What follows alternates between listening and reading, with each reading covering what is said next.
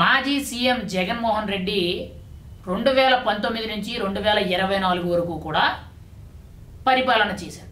ఈ 5 ఏళ్ల పరిపాలనలో ఆయన అభివృద్ధి ఎంత చేశారు, సంక్షేమాలు ఎంత చేశారు అనేది పక్కన పెడితే అవినీతి ఎన్ని రకాలుగా చేశారు, ఏ విధాలుగా చేశారనేది ఒక్కొక్క విషయాలు తెలుస్తుంటే అసలు వినేవాళ్ళకే కానీ చూసేవాళ్ళకే కానీ గత 5 ఏళ్ళు ప్రజలకి కేవలం సంక్షేమ పథకాలు, ఉచిత పథకాలు అని చెప్పి వాళ్ళ మొఖాన ఒక మాస్క్ వేసి ప్రజల్ని ఏమార్చి ప్రభుత్వంలో పలు రకాలుగా ఏవైతే అవినీతి చేయడానికి, కొన్ని లూటీ పనులు చేయడానికి అవకాశాలు ఉన్నాయో అలా ఉన్న ప్రతి దారిని కూడా ఆయన పట్టుకోవడం జరిగింది. అంటే అందులో ఉన్న లొసుకులు బొసుకులు ఏవైతే ఉన్నాయో అవన్నీ కూడా ఆయన చేజెక్కించుకోగలిగారు. రీసెంట్గా తాజాగా చూసుకుంటే ఏపీ ఫైబర్ నెట్ గురించి కొన్ని ఆరోపణలు అయితే చాలా బలంగా వస్తున్నాయి. ఈయన చేసిన అవినీతుల్లో కానీ వాటిని చేసే ప్రక్రియలో కానీ ఎన్నెన్నో ఉన్నాయి. కానీ ఇప్పుడు తాజాగా కీలకంగా చూసుకుంటే ఏపీ ఫైబర్ నెట్ అనేది ఒక ఊపుతుందని మనకైతే చాలా క్లియర్ కట్గా తెలుస్తుంది. ఎందుకు అనంటే ఇక్కడ కీలకంగా చూసుకుంటే ఏపీ ఫైబర్ నెట్లో కొంతమందికి ఉద్యోగాలు ఇవ్వడం ఒక ఎత్తు, అందులో ఉద్యోగాలు ఇచ్చి కొంతమందిని వాళ్లకు కావలసిన కేసుల్లో సాక్ష్యాధారాలు మార్చుకోవడానికి, కొన్ని ఏవైతే కేసులు కీలకమైన కేసులు ఉన్నాయో ఆ ఫైల్స్ మార్చడానికి ఇలా ఉపయోగపడ్డారు. ఇంకా రెండోది జగన్మోహన్ రెడ్డి కీలకంగా చూసుకుంటే వ్యూహం సినిమాలే కానీ లేదంటే ఆర్జీవీ తీసిన సినిమాలు ఏవైతే ఉన్నాయో వాటికి డబ్బులు అంటే టికెట్ రేటు కింద 11,000 అలా ఇవ్వడం, ఆ ఏపీ ఫైబర్ నెట్ల నుంచి కొంత అమౌంట్ అనేది ఆర్జీవీకి ట్రాన్స్ఫర్ చేయడం, కోట్ల రూపాయలు, ఇలా ఇదో లెక్క. కానీ ఇంకా కీలకంగా చూసుకుంటే అసలు ఏపీ ఫైబర్ నెట్లో కీలకంగా చూసుకుంటే మరి అందులో ప్రతిదానికి కూడా డబ్బులు వేరే వాళ్ళకి ఎలా ఇవ్వగలుగుతున్నారో తెలియదు. కానీ ఇప్పుడు తాజాగా వస్తున్న వార్త ఏంటంటే జగన్మోహన్ రెడ్డి గారి ఇంట్లో పనిచేసే పనోళ్ళకి, మెయిన్గా సాక్షి పేపర్లో పనిచేసే పనోళ్ళకి అండ్ మెయిన్గా ఐ డ్రీమ్ మీడియా సంస్థ ఏదైతే ఉందో అంటే ఏపీ డిజిటల్ కార్పొరేషన్ చైర్మన్ కింద ఏపీ డిజిటల్ కార్పొరేషన్ ఎండీగా ఉన్న వాసుదేవరెడ్డి ఎవరైతే ఉన్నారో ఆయన ఇంట్లో పనిచేసే పని మనుషులకి, వాళ్ళ ఆఫీసులో పనిచేసే పని మనుషులకి ఇలా పలు రకాలుగా అంటే వాళ్ళ యొక్క వ్యక్తిగత ఆఫీసుల్లోనూ ఇళ్లలోనూ పనిచేసే సిబ్బంది ఎవరైతే ఉన్నారో వారందరికీ కూడా ఇలా AP fibre net, AP digital corporation ఆ వ్యవస్థలు ఏవైతే ఉన్నాయో ఆ వ్యవస్థల అకౌంట్లో నుంచి కొన్ని దొంగ బిల్లులు పెట్టి అందులో నుంచి డబ్బులు తీసుకొని ఈ పని వాళ్ళందరికీ, ఈవెన్ సాక్షి పేపర్లో పనిచేసే వాళ్ళందరూ కూడా ఇచ్చారు అని అంటే ఏ లెవెల్లో అవినీతి జరిగిందనేది ఆలోచించుకోవాలి. నెల నెల కూడా వాళ్ళకి ఈ ఏపీ డిజిటల్ కార్పొరేషన్ నుంచి, ఏపీ ఫైబర్ నెట్ నుంచి కూడా వీళ్ళకి అంటే వాళ్ళ యొక్క వ్యక్తిగత సిబ్బంది కింద పనిచేసేవాళ్ళు,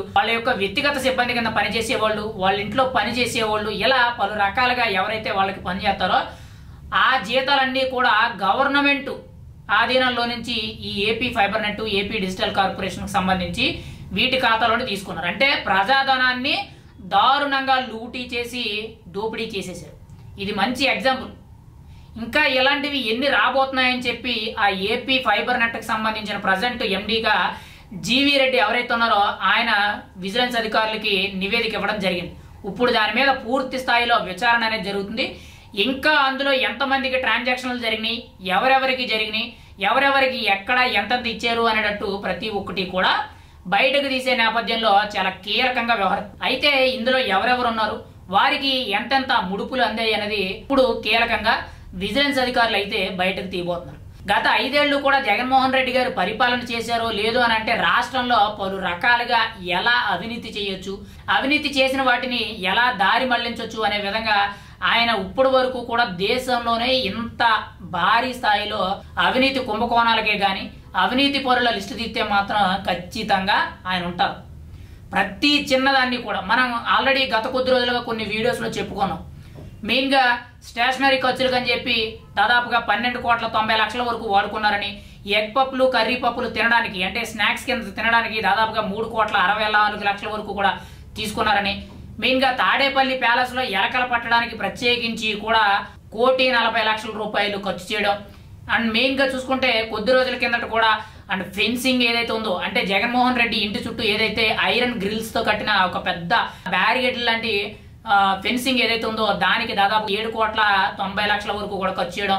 ఇలా పలు రకాలుగా ఒకటి అనే లేదు ప్రతి దానిలో కూడా అవినీతి జరిగింది. నిన్న కాక మొన్న కూడా హెలికాప్టర్ ల్యాండింగ్ కోసం ప్రత్యేకించి కూడా ఆ ఏదైతే ఆ కింద హెలిప్యాడ్ ఉంటుందో దాదాపుగా దానికి 8 కోట్ల వరకు కూడా ఖర్చు చేశారనంటే అసలు ఏ రేంజ్ లో కూడా అవినీతి జరిగిందనేది ఆలోచించుకోవాలి. అసలు జగన్మోహన్ రెడ్డి గారు 5 ఏళ్ల పరిపాలనలో చూసుకుంటే సంక్షేమ పథకాలని చెప్పి ప్రజలకి ముసుకేసి కేవలం ఒక 5-10 పథకాలు అనేవి బాగా పెద్ద ఎత్తున ప్రచారం చేసి వాళ్ళకి మాయమాటలు చెప్పి ఏమార్చి ఇక్కడ రాష్ట్రంలో ఎక్కడెక్కడ ఎంత సంపాదించవచ్చు, ఎలా సంపాదించవచ్చు, సంపాదించిందని ఎలా దారి మళ్లించవచ్చు అనే విధంగా ఆయన అయితే చాలా వినూత్నమైన స్థాయిలో రాజకీయం చేశారు. అంత వినూత్నమైన రాజకీయం చేయబట్టే ఈరోజు జగన్మోహన్ రెడ్డిని ప్రజలు నమ్మక 11 సీట్లకు పడిపోయారు.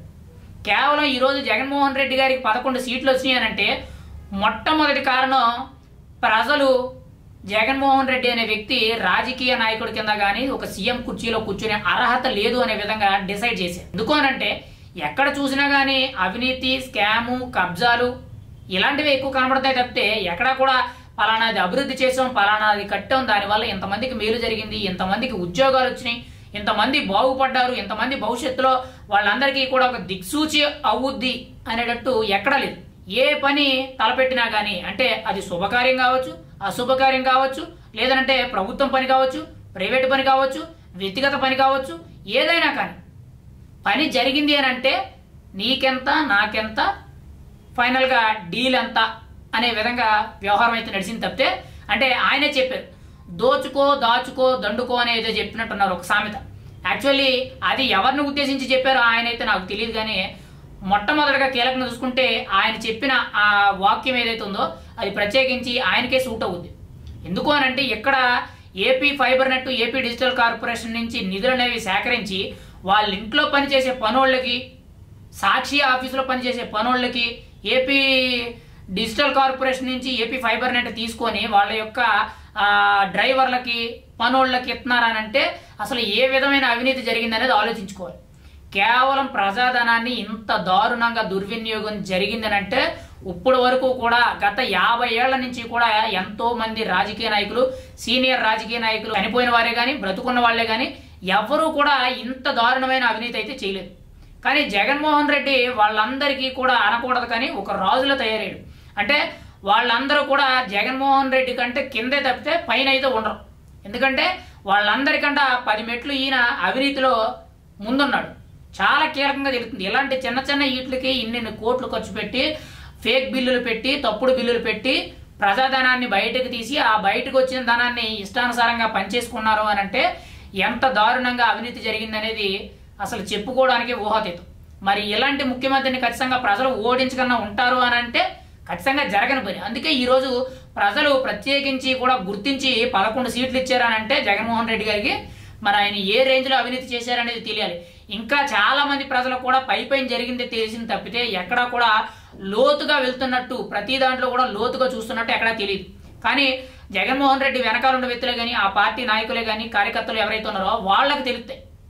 కీలకంగా చూసుకుంటే వాళ్ళకి కీలకంగా జగన్మోహన్ రెడ్డి గారు ఏ స్థాయిలో అవినీతి చేశారు, ఎన్నెన్ని చోట్ల అవినీతి చేశారు, ఏ విధంగా చేశారు, అందులో భాగస్వాములు ఎవరు అనేటట్టు ప్రతి ఒక్కటి కూడా వాళ్ళకి మాత్రమే తెలుస్తుంది. ప్రజలకి కొంత అవగాహన వచ్చింది మాత్రమే, కానీ ప్రజలు కొంత అవగాహనతోనే చాలా నేర్చుకుని ఈరోజు జగన్మోహన్ రెడ్డి గారిని ఇంటి దగ్గర కూర్చోబెట్టారు. మీరు రాజకీయాలకు పనికిరారు అనే నేపథ్యంలో ఆయన ప్రత్యేకించి కూడా దూరం పెట్టడం జరిగింది.